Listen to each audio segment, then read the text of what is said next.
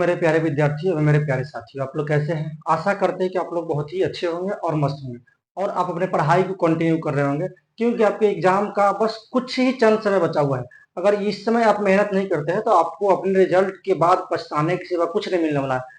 इसलिए आप लोग लग भीड़ कर मेहनत कीजिए ताकि आप अपने एग्जाम में, बोर्ड परीक्षा में अच्छे अंकों से उत्तीर्ण कर सके।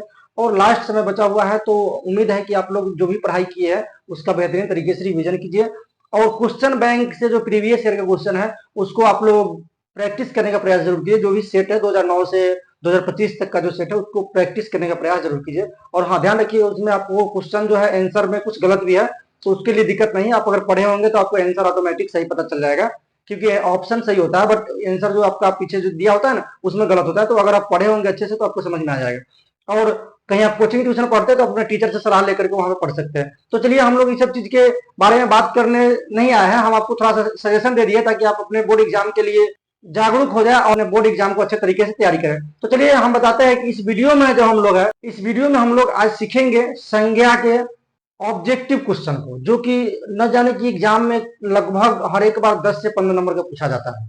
तो हम इस चीज को VVI क्वेश्चन है आपका, जो कि ऑब्जेक्टिव है संज्ञा का, एक एक करके स्टेप बाय स्टेप लेकर के आए हैं आपके लिए, आपके एग्जाम में आपके लिए रामबाण साबित होने वाला है। तो चलिए हम लोग ज्यादा टाइम लेते हैं, वीडियो करते हैं स्टार्ट। उससे पहले आपको बता दें कि अगर आप इस चैनल पर नए हैं, चैनल को सब्सक्राइब कर लीजिएगा और साथ में बेल आइकन दबाना नहीं भूलिएगा, ताकि इस चैनल पर और वीडियो अपलोड उसका नोटिफिकेशन सबसे पहले आप तक पहुंचे। क्योंकि हमारे यहाँ पे बोर्ड एग्जाम से रिलेटेड हर एक टॉपिक को आपको बताने का प्रयास करेंगे, जिससे आप अपने एग्जाम परीक्षा में बढ़िया तरीके से पास कर सकते हैं। तो चलिए हम लोग वीडियो करते हैं यहीं पे स्टार्ट। तो ध्यान दीजिएगा, सबसे पहला जो अपना क्वेश्चन है वो क्वेश्चन का रहा है, निम्न में समूहवाचक संज्ञा है, यानी कि निम्न में समूहवाचक संज्ञा कौन है। तो आपको पता है समूह में क्या हो सकता है, राम नहीं हो सकता है, मिठास नहीं हो सकता है, भाववाचक संज्ञा है, और ये व्यक्तिवाचक संज्ञा है।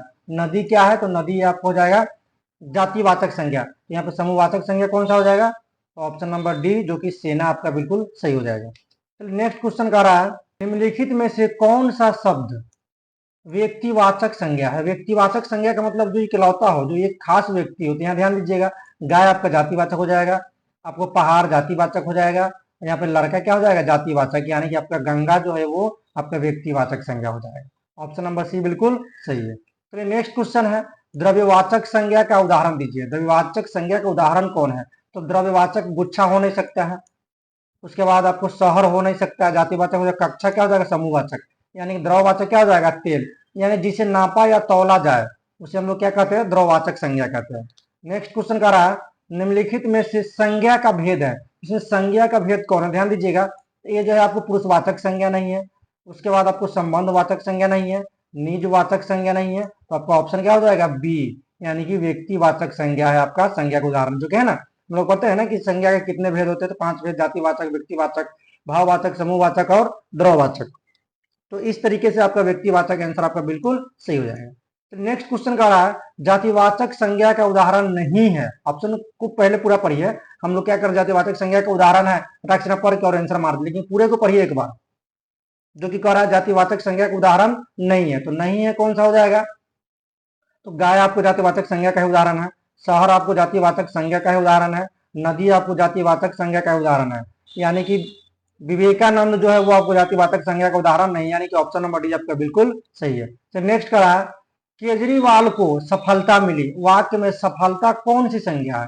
तो सफलता जो है हम आपको पहले बताया, जिसे किसी व्यक्ति के भाव, गुण और स्वभाव का बोध हो, उसे हम लोग क्या कहते हैं, भाववाचक संज्ञा कहते हैं। यहाँ पे देखिए इसका सफलता क्या है, इसका गुण हुआ, इसमें क्या हुआ, गुण हुआ, तो यानी क्या है, यहाँ पे आ जाएगा, यहाँ पे आ जाएगा आपका भाववाचक संज्ञा, जो कि ऑप्शन नंबर ये बिल्कुल सही है।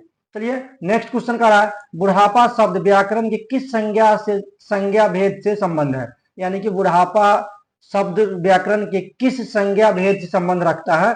तो बुढ़ापा किससे रखता है, तो भाववाचक संज्ञा, यानी कि ऑप्शन नंबर सी आपका बिल्कुल सही है। तो नेक्स्ट क्वेश्चन है, बुढ़ापे में इंसान बिल्कुल बच्चा बन जाता है, इस वाक्य में बुढ़ापे कौन सी संज्ञा है। ध्यान दीजिएगा, सब जगह वही क्वेश्चन को पूछा जा रहा है, बस तरीका इसके पूछने का अलग है। तो बुढ़ापे में इंसान बिल्कुल बच्चा बन जाता है, इस वाक्य में बुढ़ापे कौन सी संज्ञा है, तो बुढ़ापा जो है आपका भाववाचक संज्ञा है। आपको इस तरीके से समझ करके याद करना, ताकि एग्जाम में कंफ्यूजन ना हो। नेक्स्ट क्वेश्चन का रहा है, चांदी, चांदी कौन सी संज्ञा है, यानी चांदी जो है कौन सी संज्ञा है। जैसे कि चांदी आपको आ जाएगा द्रववाचक संज्ञा, क्योंकि यहाँ पे जो है भाववाचक संज्ञा नहीं हो सकता है, व्यक्तिवाचक संज्ञा नहीं हो सकता, समूहवाचक संज्ञा नहीं हो सकता है। नेक्स्ट है सफल का भाववाचक संज्ञा क्या होगा। तो हम आपको भाववाचक संज्ञा भी पहले पढ़ाए हुए हैं बोर्ड पे एक एक करके बेहतरीन तरीके से। तो चलिए यहाँ पे हम लोग सिर्फ ऑब्जेक्टिव को पढ़ रहे हैं, तो सफल का भाववाचक संज्ञा आपको हो जाएगा सफलता। ठीक है, जैसे मित्रता मित्रता पढ़ाए हुए हैं, स्त्री के स्त्रीत्व पढ़ाए हुए हैं, इस तरीके से यहाँ पे क्या हो जाएगा सफल का सफलता। नेक्स्ट क्वेश्चन कर रहा है तेल डैश वाचक संज्ञा है। तो तेल जो है द्रववाचक संज्ञा है। क्या है, तेल जो आपका द्रव्यवाचक संज्ञा है, क्योंकि जिसे नापा या तौला जा सकता है, द्रववाचक संज्ञा कहलाता है। नेक्स्ट है चौकीदार कौन सा संज्ञा है। तो चौकीदार जो आपका है वो जातिवाचक संज्ञा है, क्योंकि हम लोग अगर चौकीदार कहते हैं तो पूरे चौकीदार जाति का बोध को कराता है। नेक्स्ट क्वेश्चन है किसी वस्तु स्थान व्यक्ति या भाव के नाम को क्या कहा जाता है। तो यहाँ पे ध्यान दीजिए, किसी वस्तु स्थान व्यक्ति या भाव के नाम को संज्ञा कहा जाता है। तो यहाँ पे हम लोग संज्ञा ऑप्शन नंबर हमारा ये है जो कि बिल्कुल सही है। यहाँ से आपको परिभाषा क्लियर हो जाएगा। नेक्स्ट क्वेश्चन है हरियाली क्या है, यानी हरियाली है सीधे आप लिखेगा। तो हरियाली क्या है, तो हरियाली जो आपका आ जाएगा वो भाववाचक संज्ञा आ जाएगा। ठीक है, क्योंकि हम लोग हरियाली को देखते हैं महसूस करते हैं, बहुत अच्छा लगता है। नेक्स्ट क्वेश्चन है जिस संज्ञा शब्द से किसी व्यक्ति या वस्तु के गुण धर्म स्वभाव इत्यादि का बोध होता है डैश संज्ञा कहलाती है। यानी कौन सी संज्ञा कहलाती है, तो जिस संज्ञा शब्द से किसी व्यक्ति या वस्तु के गुण धर्म स्वभाव इत्यादि का बोध होता है डैश संज्ञा कहलाती है। तो यहाँ पे हो जाएगा भाववाचक संज्ञा कहलाती है। हम पहले भी इस चीज को कई बार बता चुके हैं। चलिए नेक्स्ट क्वेश्चन है आजकल भारतीय पहनावे बदल गए हैं। इस वाक्य में पहनावे कौन सी संज्ञा है। इस वाक्य में पहनावे जो है आपको भाववाचक संज्ञा है। नेक्स्ट क्वेश्चन है पूरब शब्द कौन सी संज्ञा है। तो पूरब शब्द जो है आपका, क्योंकि पूरब तो एक से अधिक है नहीं, यानी कि ये व्यक्तिवाचक संज्ञा है, क्योंकि पूरब एक ही है, पूरब शब्द एक ही है, पूरब के बदला पश्चिम नहीं हो सकता। नेक्स्ट है सिंधु शब्द कौन संज्ञा है। तो ध्यान दीजिएगा सिंधु एक नदी है। क्या है, सिंधु एक नदी है, और सिंधु के नदी है तो ये सब नदी का तो नाम नहीं लिया जा रहा है, एक नदी का नाम लिया जा रहा है। यानी इसका मतलब कहने का मतलब है हमारा ऑप्शन नंबर ए बिल्कुल सही हो जाएगा। सिंधु शब्द कौन सी संज्ञा है, तो व्यक्तिवाचक संज्ञा है। नेक्स्ट क्वेश्चन है मित्र शब्द का भाववाचक संज्ञा रूप बताइए। रूप है, यानी मित्र शब्द का भाववाचक संज्ञा रूप है, यहाँ पे आपका मित्रता हो जाएगा। ठीक है, नेक्स्ट क्वेश्चन है भाववाचक संज्ञा का उदाहरण है। इसमें से पूछ रहा है भाववाचक संज्ञा का उदाहरण दीजिए। ऑप्शन है आपको सर्दी बहन लड़की घड़ी। यहाँ पे ऑप्शन आपको क्या हो जाएगा, क्योंकि बहन तो हो नहीं सकता, बहन जातिवाचक हो जाएगा, लड़की जातिवाचक हो जाएगी, घड़ी भी क्या हो जाएगा संज्ञा भी हो जाएगा। पूरे घड़ी तो एक ही है, लेकिन आप घड़ी को कहते हैं तो यहाँ पे थोड़ा देर के लिए हम कंफ्यूजन में रहेंगे, तो व्यक्तिवाचक कहते हैं लेकिन व्यक्तिवाचक नहीं है। ठीक है, ये एक संज्ञा है क्योंकि ये किसी चीज का नाम है, लेकिन यहाँ पे भाववाचक संज्ञा का उदाहरण अगर हम लोग दे तो यहाँ पे सर्दी हो जाएगा। ठीक है, नेक्स्ट क्वेश्चन कह रहा है मैदान में सभा हो रही है। यहाँ सभा कौन संज्ञा है, मैदान में सभा हो रही है, सभा कौन सी संज्ञा है, तो सभा आपको समूहवाचक संज्ञा है। जहां पे किसी चीज को गिना नहीं जा सकता, वो अधिक से अधिक होता है, जहां पे भीड़ होता है। नेक्स्ट है निम्न में भाववाचक संज्ञा कौन है।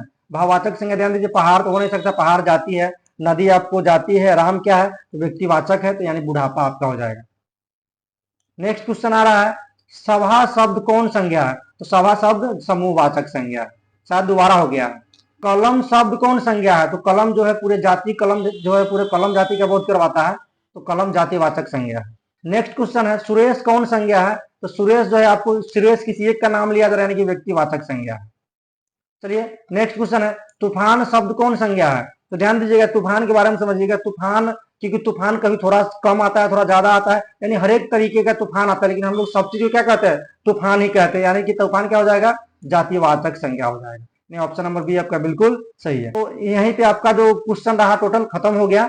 आशा है कि आप यहाँ से कुछ समझ गए होंगे और बेहतरीन तरीके से समझे होंगे। तो उम्मीद है कि आप एग्जाम में आपको यहाँ से 90% क्वेश्चन टकराने के चांसेस है, क्योंकि हम जो यहाँ पे है बहुत सारे अध्ययन के बाद यहाँ पे एक एक करके स्टेप बाय स्टेप लाए आपके लिए, ताकि आप एग्जाम में अच्छे अंक से उत्तीर्ण करें। तो हम आपको बताते जाते जाते कि अगर आप इस चैनल पर नए तो चैनल को सब्सक्राइब जरूर कर लीजिएगा और साथ में बेल आइकन जरूर दबा लीजिएगा। और आप इस वीडियो को जितना ज्यादा हो सके व्हाट्सएप पे शेयर कीजिए, स्टेटस में लगाइए, या फिर फेसबुक पे शेयर कीजिए, व्हाट्सएप ग्रुप में शेयर कीजिए, कहीं भी शेयर कीजिए, लेकिन इस वीडियो को शेयर जरूर कीजिए ताकि आपके साथ और भी लोग देखें और उनका भी भला हो और मेरा भी थोड़ा चैनल ग्रो कर जाए। चलिए यहीं पे वीडियो करते हैं समाप्त, मिलते हैं आपसे नेक्स्ट वीडियो में कुछ नई चीज को लेकर। जय हिंद जय भारत।